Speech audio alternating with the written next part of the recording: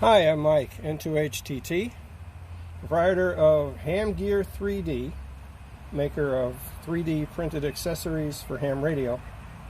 And this afternoon I'm showing you my protective frame for the Icom IC-705.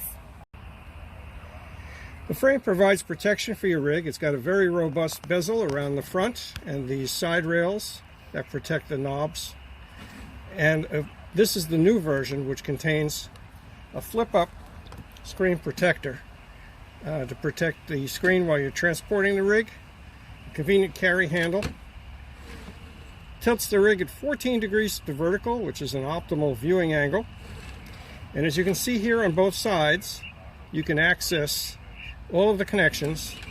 The frame does not in any way impede access to the connections on the rig. This is the new version of the protective frame with the built-in flip-up screen. The original version, which is also available, has a screen protector that's removable. It just pops off.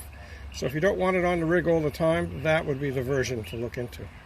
Anyway, thanks for taking a look today. You can check my website, HamGear3D.com, for more information about the protective frame for the Icom IC-705. Thanks for watching.